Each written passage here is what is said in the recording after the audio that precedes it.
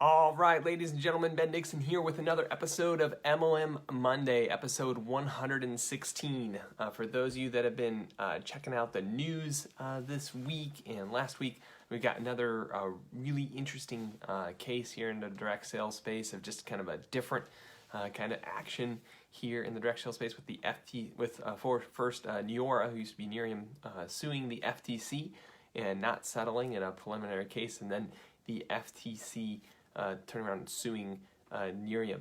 Now, I'm not a attorney at all, but here in the space have been a vendor for over 10 years now in the direct selling space, working with direct sales companies all over the world, and had just some interesting preliminary thoughts as I've been reading through a lot of the stuff and just thinking about us as an industry and some of the pieces of what we can all learn from this Nerium Neora stuff, and we'll see how it all comes together, just of how even the FTC was thinking, which was interesting here inside of the document. I was looking over my computer as I was reading this, and I was like, man, I had some other topics I wanted to talk about today, but just couldn't not talk about this. If you're joining us live, go ahead and comment below. Watching live, if you're watching on replay or recording, go ahead and type in where you're watching from. It's always great to see where people are watching from and connecting from here on the show. But as jumping into this, for those of you that don't know, Nerium has been thought of for forever as a wonderful, legitimate, great direct sales company. It's been examples at conferences and seminars all over the world in our space for years. And then here we can see the FTC digging into their data and saying that they're, by the FTC's standards, a pyramid scheme today.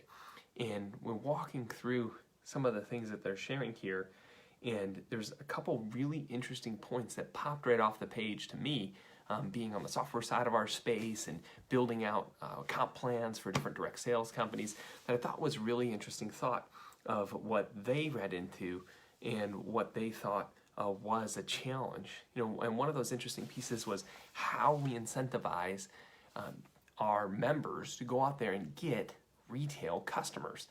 For years, I've been building marketing systems for companies where we have sales funnels and marketing tools and marketing messaging and training on how to go get a retail customer to buy your product or your service. It's a key part of every platform we built for the 50 plus direct sales companies that get to work with every single day.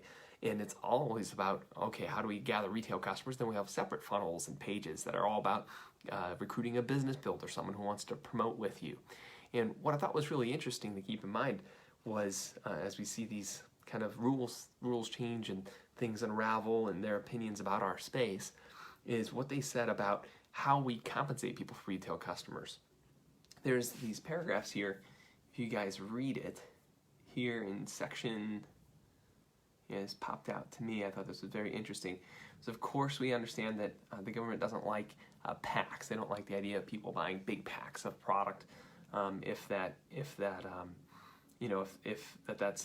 people are just buying these packs and aren't truly distributors, but we're selling people huge packs of product that they're not using. Inventory loading hasn't been in favor for a long time. But when you get to down here on the FTC's case in Nerium on sections 19, 20, and 21, what I thought was really interesting here was how they had read into the idea of having a retail customer versus a preferred customer. This is always an interesting thought in a lot of direct sales companies. Getting a retail customer can be done by the distributor just buying product at the preferred prices and then even selling it at an event or out of their home at the retail price, and they capture the retail commission. What was really interesting here was what they were saying about how many commissions of actual retail commissions were paid out from the software itself in the system. They were sharing that they said less than 1% of all rewards paid by the company to the commissions were sales for a product sold to a retail customer. And what was really interesting about that as it came together is you think about the incentives that are in place for someone to be a retail customer versus a preferred customer in a shopping cart. I know that a lot of times in the systems, if we have some sort of an incentive we want to put in place for someone to become a preferred customer, usually it'll be, well, here, we'll give you this cheaper preferred customer price if you get on auto ship. But what ends up happening in a lot of comp plans, if you're giving them the preferred customer price, is now the retail commissions are completely gone inside of a system, because if you're selling your product at the preferred price, it's already the wholesale price. So your other commission types will pay out, whether it's a level bonus or a generational match or a binary cycle or a matrix match. All those will still pay out on your volume of your purchase. But the retail commission, that was the margin between preferred price and retail price, doesn't pay out. And so the big argument here that was really interesting is they're saying, well, what are companies actually paying the person who did the work, the person who made the sale?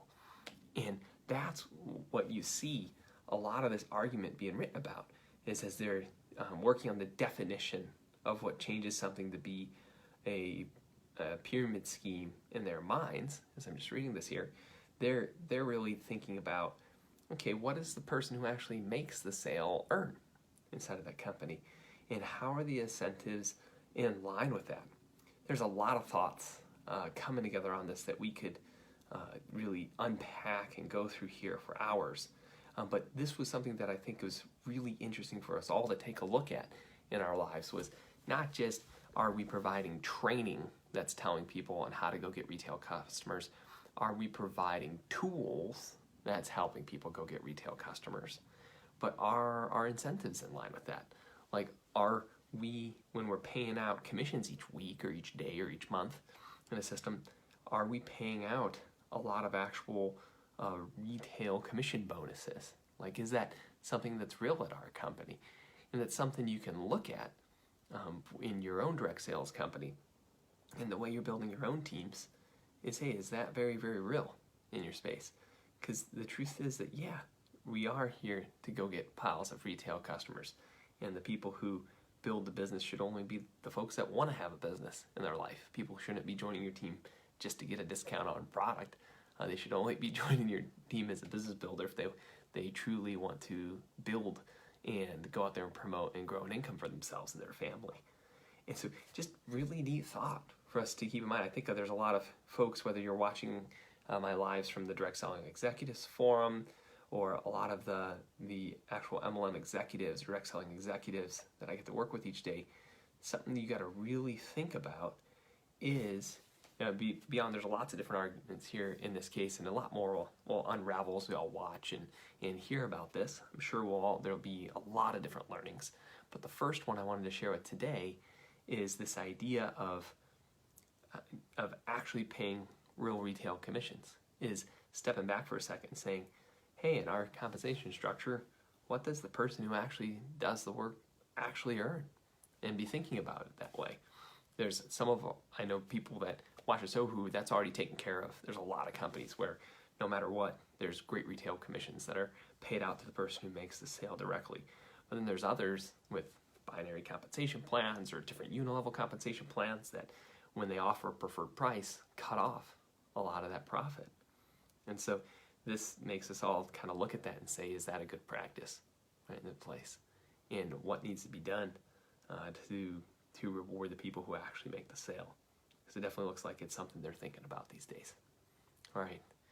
Well, I'm sure there's going to be a lot more stuff that's going to pop up for all of us as this kind of case progresses. This is also fresh and brand new. It looks like it was literally just Friday that all this stuff got filed. So we'll see. It's been one business day since these pieces get filed, but there's going to be a lot of learnings from here just through this, with seeing what they're actually looking at. It's going to change. All right, everybody, have a wonderful day. We'll talk with you soon. Bye for now.